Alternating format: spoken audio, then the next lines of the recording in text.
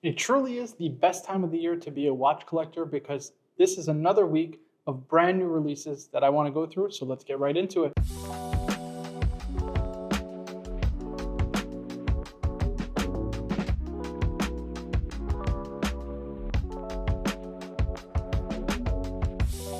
Guys, as I mentioned, it is nonstop flowing with brand new releases from a variety of brands. It seems like Dubai Watch Week was a great kind of trampoline to help other brands release new watches for the end of the year.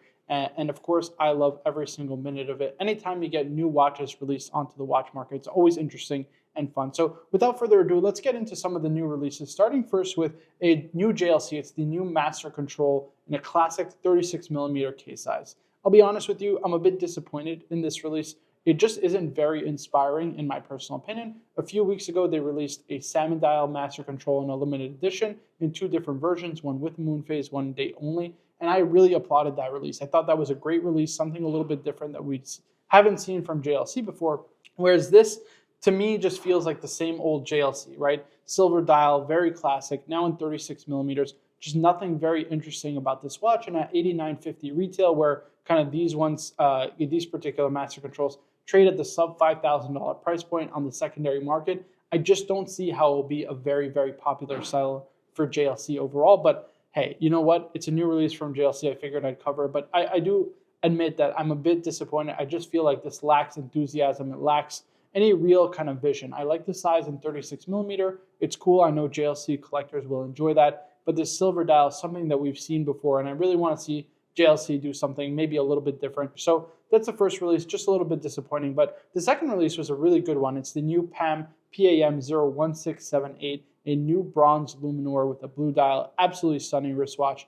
I think this is going to be a great seller for Panerai. All the bronze Panerais generally sell very, very well. The blue dial looks great. It contrasts really well with the bronze case. I think that kind of contrast with the bronze and the blue always is generally going to be a hit. And I think this is a great release overall from Panerai.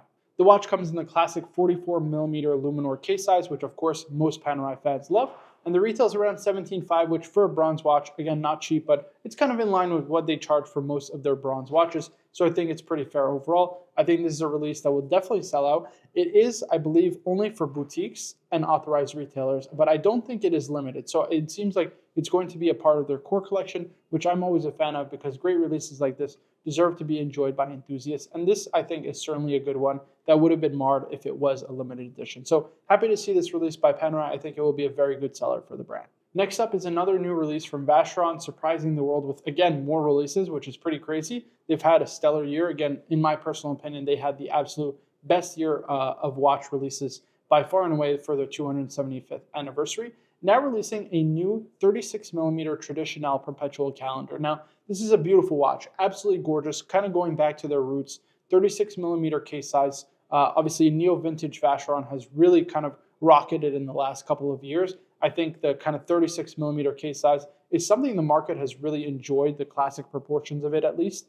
And now with a perpetual calendar featuring, I believe, what is the old JLC 920 base movement, or at least from the looks of it, that's what it looks like. It's really cool. It's kind of a nod to their history. It's an ultra slim perpetual calendar. But again, man, the price point I think is right around $100,000, which I guess is what brands charge now for a perpetual calendar. Clearly, I can't afford that on the market. I think it will sell. I don't know if it will sell that well overall. In 36mm, it's a bit small, and so it will kind of be more of a niche watch. Maybe they won't make as much of these, so it'll be kind of a smaller production, which will help the secondary market prices for these. But generally speaking, I think it will sell well at retail, at least for the collector and enthusiast who enjoys kind of brand new Vacheron in a more classical case size. I think when you look at the overseas and you look at the more classical dress watches, this is kind of more in line. The size, the case, and just the thinness and proportion just make a lot of sense for the Vacheron brand. So yeah, a great release overall, and it looks really, really good. I can't wait to see it in the metal. So I must admit, at the start of the year, I was actually really, really worried for Breguet. This is, of course, their 250th anniversary, and they really didn't release much that was very inspiring. But I will say in the last kind of second half of the year, they've released a number of watches that were absolutely excellent, to the point where I'm actually going to do a follow-up video talking about Breguet's releases and if I think we'll see a resurgence from the brand. So they released a couple of new editions, starting first with the Classique, which has a now minute repeater complication. Absolutely beautiful watch in the new case. I love the new case from Breguet. I'm so glad that they're adopting this among different complications and across the range. Beautiful blue enamel dial by the looks of it. The finishing, of course, what you'd expect from Breguet. Absolutely gorgeous watch. I think this will sell very, very well. And again, in terms of retail, it's around 328,000 euros. So that would probably equate to around 350,000 US, possibly, depending on the exchange, the gold price, all that kind of good stuff. But yeah, I think it's a beautiful case in 39 millimeters also, which is just the perfect size. I think Breguet is really hitting a high note with these grand complications. I hope they extend this to their kind of less complicated watches, which are a little bit more affordable for the average Joe. But I will say that these high complication pieces are really, really nice, especially if you look at their second release, which I thought was excellent. It is the new Breguet Experimental #1 with the 10 hertz tourbillon movement. Absolutely incredible watch. This has a magnetic escapement. It's really cool, the technology involved. It's a crazy expensive watch, I think 350,000. But this is part of their new lineup of watches that I'm really, really excited for. Kind of like if you know Greubel Forsey has the Invention line. Well, this is going to be kind of Breguet's Invention line, which I think is kind of what people want from Breguet. When you think of Breguet, you think technical innovation. He was, without question, the greatest watchmaker in the history of watches. And so for them not to really focus on technical innovations and create kind of watches that are super different and unique to the watch industry is a real shame. And now that they're doing that, I think with the new CEO, who Gregory Kisling, is I believe his name, is really hitting a high note and really helping propel them to the next level, right? I think that these kind of releases will help bring more visibility to the brand and will help kind of their watches gain a lot more popularity, because without question, Breguet is one of the most important and influential watchmakers, but also brands in the industry. And the fact that they are now pretty much irrelevant is a real shame, but I'm glad to see this kind of latest releases really are going to help propel them to the next level, in my personal opinion. Now I'm going to focus also, not very long, on a new limited edition ceramic Luminor. It's actually in the 40 size. The size is 40 millimeters. It's the PAM 01783 ceramic by Tempo, now with, of course, a blue dial. I love this. I'm absolutely in love with it. I have been screaming for many, many years. I want to see more Panerais in 40 millimeters with kind of interesting dials, maybe interesting materials. I personally would own a Carbotech in 40 millimeter if they made it with the black and the baby blue numerals like they make in 44 millimeters. Unfortunately, they don't do it.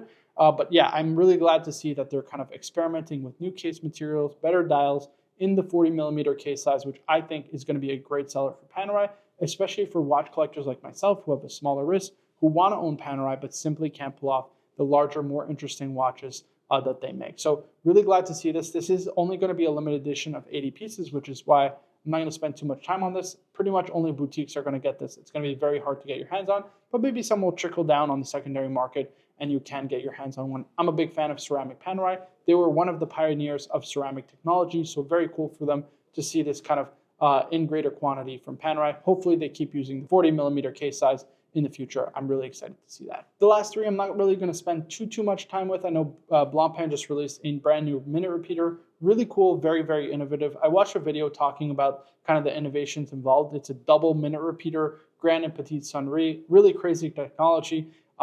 Do I like it? Yes. Would I ever buy it? Probably not, even if I could afford it.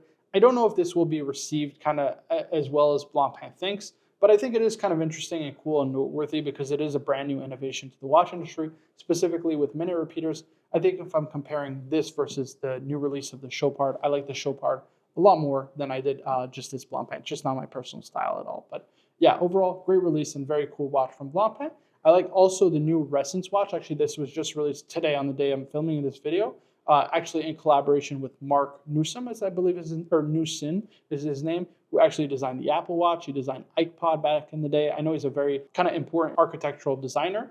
So very, very cool concept with Resonance now, the oil-filled watch in the Type 3.